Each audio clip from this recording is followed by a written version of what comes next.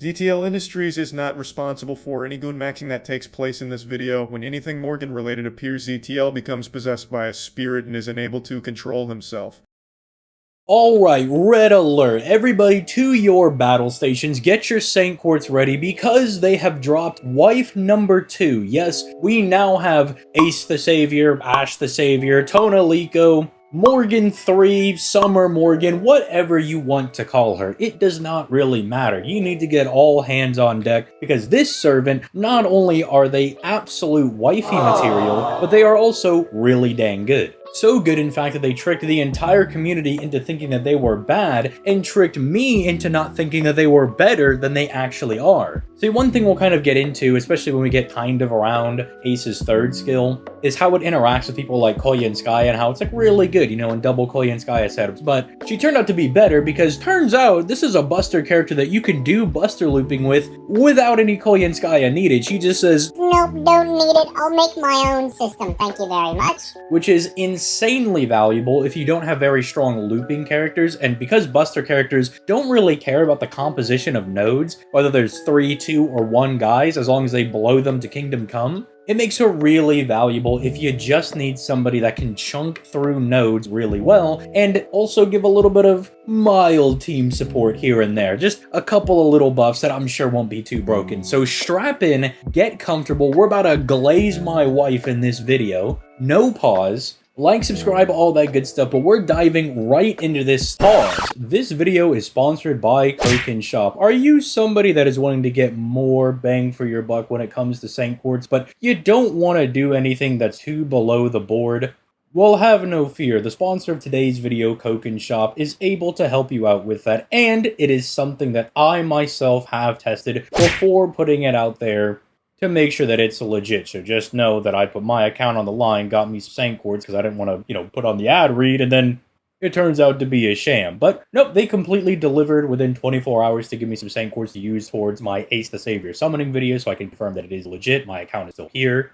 And it seems to simply work by them just purchasing Saint Quartz in a cheaper currency. None of that refunding below the board nonsense. So if you're trying to stretch your dollar a little bit, or maybe make your GSSR pulls just a little bit more cheaper, considering using them down in the description down below. But with that being said, let's start diving right back into our content. Starting off with her hits. And they did this exactly for me. Double Buster, double Arts. That means if you're in need of somebody in some weird immortal team comp, Ace will be able to do that for you with flying colors. Because she can not only help out your art supports by getting those arch chains, but she can also do a couple of devious Buster chains and get some nice Buster crits off. But aside from that, the hits themselves are actually fairly average. 0.62% NP gain, with 3 hits on the arts, 4 on the quick does mean that, yeah, you can get some pretty decent refund going if you manage to land a crit, which isn't too hard to do. She's providing stars, Merlin's providing stars, Lady Avalon provides stars. I mean, who doesn't provide stars at this point? So getting those crits is not going to be super hard.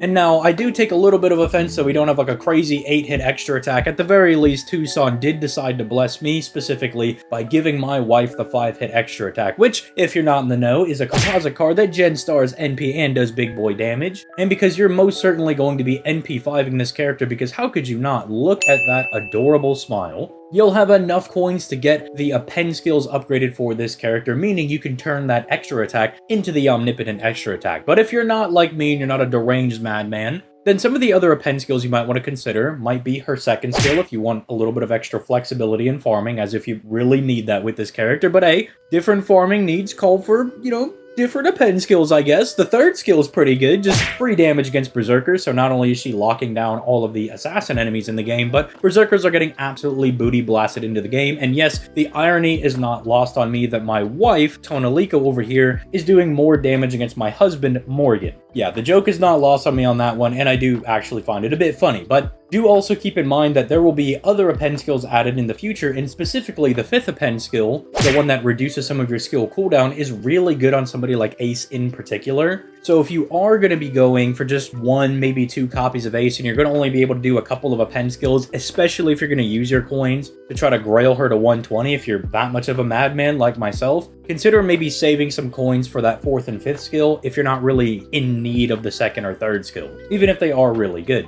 Looking at my wife's passive skills over here, though, we have a lot of just general good stuff. Nothing particularly insanely broken, right? It's not like immune to all status effects or something along those lines, but hey, the 12% arts performance buff is going to be very nice for those double arts cards that she's rocking. They're going to be doing a little bit more damage, but notably refunding just a tad bit better because of that arts buff. The debuff success rate is fine. The debuff resistance is okay. It's a little chance to not get stunned or attack down or whatever, you know, that's always nice. And then Fey Eyes is actually pretty interesting because it gives her a 12% critical attack chance resistance, which is just fine to have as a passive skill. You know, it's not going to break the game or anything, but it's just nice to have. But alright, the moment we've all been waiting for. Let's start diving into this meal. Let's start off with her first skill, Fairy of the Rain Clan, which is doing quite a lot. It's giving the entire party 10% NP refund every single turn for 3 turns. She's genning 10 stars every single turn for 3 turns, giving herself a 50% battery, and then giving herself 20% NP damage for 3 turns on a 7-turn cooldown. So let's just unpack the easy stuff here. 50% battery, that's obviously insanely good, not that hard to comprehend. I mean, off rip, you could already just use her for Koyanskaya Buster farming if that's your prerogative. If you want to do something along those lines, by all means, 50% battery makes that doable. Now you may say, well, ZTL, isn't this 50% battery being on a 7-turn cooldown not conducive to the Buster meta and how Koyanskaya wants to do farming? And I would say, put your hands back in the ride, sir, and just wait till we get to the 3rd skill. I promise you, she'll be able to fly with passing color. But let's look at some of those other effects. 10%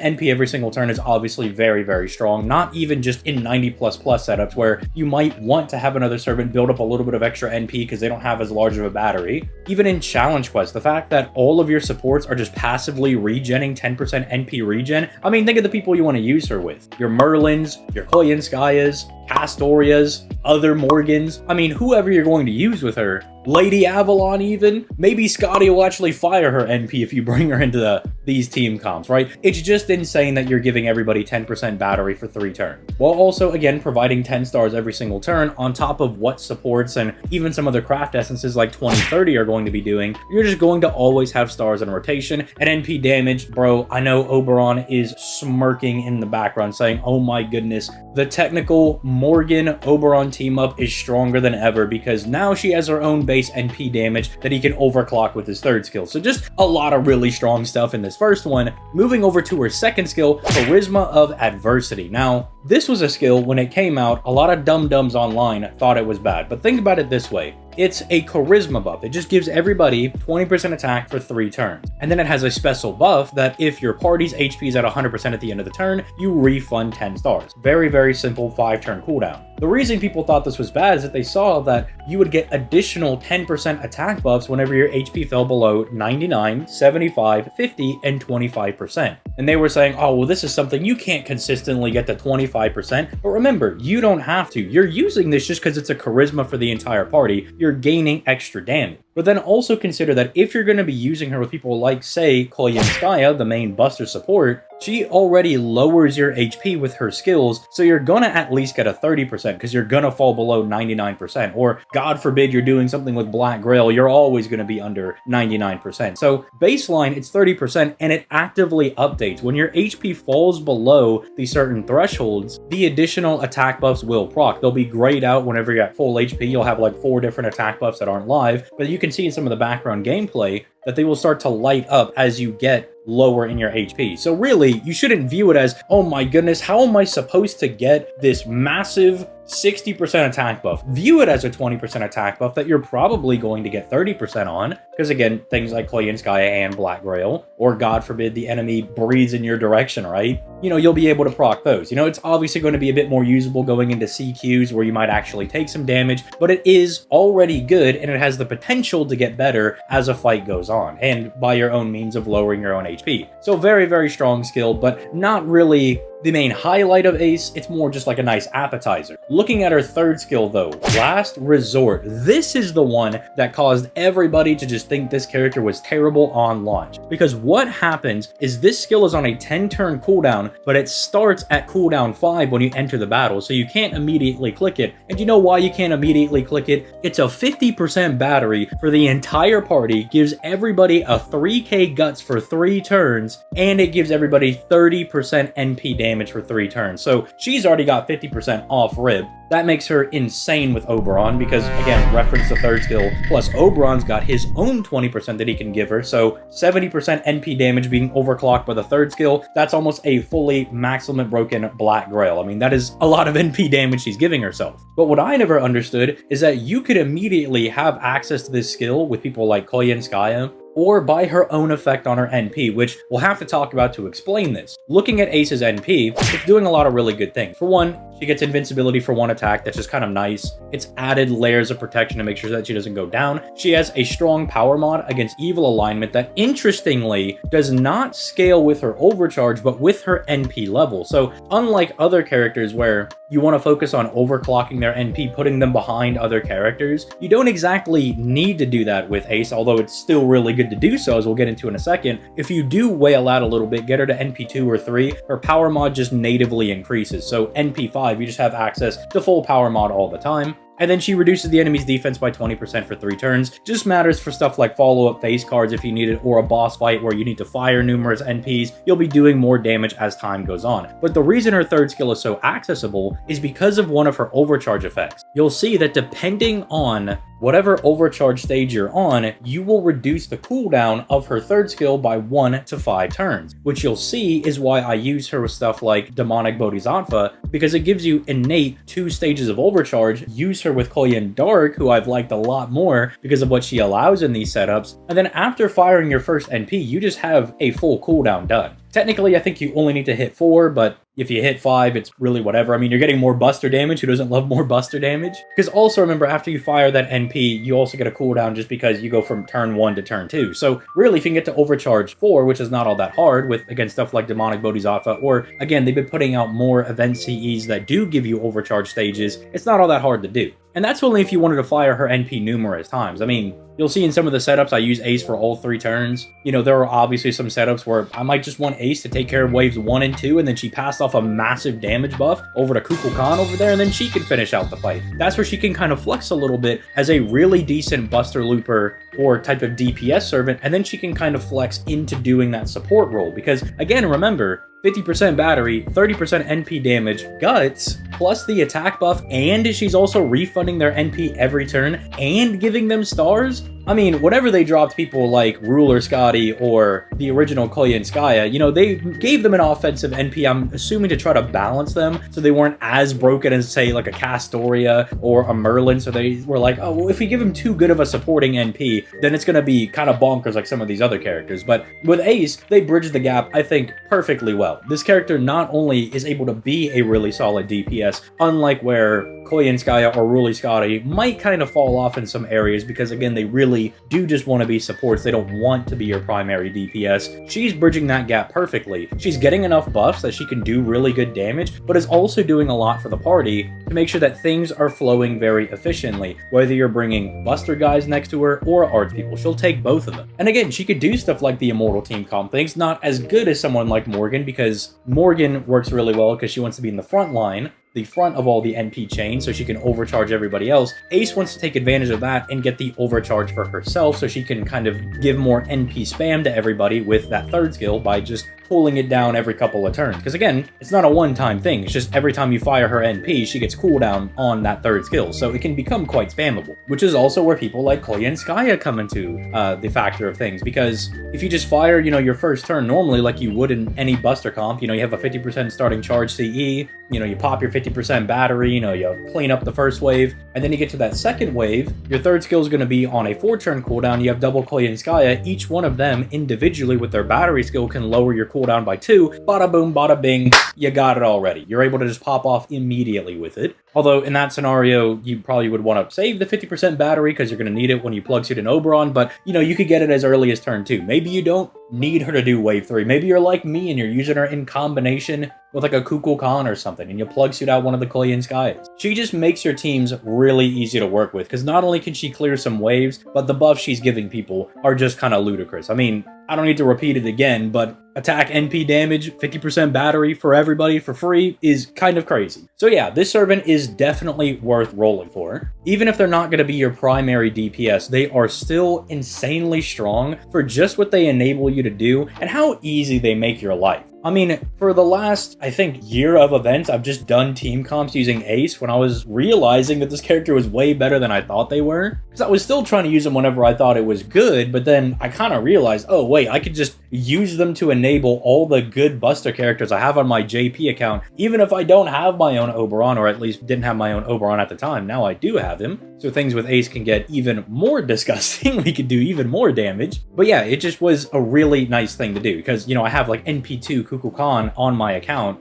and I just never get to use her because I don't have Koyan Sky. And then I realized, oh, wait a minute, I forgot, Ace is crazy broken, never mind. So I would highly recommend rolling for this character. You have a ton of anniversary quartz. My wife will do you just right on your account. She will raise your account level into the stratosphere. The only reason you wouldn't want to summon on Ace the Savior is because you're going to be rolling for Berserker Castoria, because she is also arguably the best unit to come out this year. You know, I think it really comes down between people like Ace the Savior and Berserker Castoria because they're just really, really nuts. Obviously, Kukulkan as well, but we don't talk about that freak around here. That's a freak of nature right there. I don't know what they were doing when they designed that character. We're talking about real normal characters. You know, these characters that actually have restrictions and limits on them, not Kukulkan, where they just didn't feel like balancing that character at all. But anyway, character is very, very strong. Unfortunately, you cannot use this video as a summoning catalyst because I'm going to be cashing in all my summoning luck whenever we go live and we summon for this character, unless we've already gone live when it initially dropped, in which case, congratulations me on my NP5, and hopefully I'm not setting a bad omen for myself. So with that being said, let me know your thoughts in the comment section down below. Let me know if you're going to be rolling for Ace the Savior, Tonalico, Wife, Morgan 3, Summer Morgan, Beach Queen Morgan, whatever you want to call her. Or if you're going to be rolling more on some of these summer characters. If I can help it, I would love to try to go for Berserker Castoria because she's also really good, but sorry, I am a dedicated man. Wifey is out. Wifey must be summoned. As I mentioned earlier, we do some streams every now and then, you know, a little bit of FGO on Monday, Wednesdays, and Fridays over here on the Twitch and YouTube, which the Twitch is down in the description down below. Some days get a little bit wonky, but that's because sometimes FGO will swap our order around, and I'm like, well, I really need to farm this event, so sorry, Wuwa or Honkai Star Rail, you're gonna take a backseat for a little bit. But usually those games will be streamed on Tuesdays and Thursdays. If you need some extra help or you just have further questions, we have a Discord down in the description down below. We've got an FGO channel where if you just need some help or just want to yap about lore or just how much you love Ace the Savior, my wife, by all means, pop into the Discord and engage in some discourse over there. But there's also a couple of other channels in there. You know, if you're interested in Dokkan, you like talking about big brawling dudes and popping bubbles, I'm sure you'll have a great time going through there. If you do not like yourself as a person, I recommend the Yugioh chat. That is where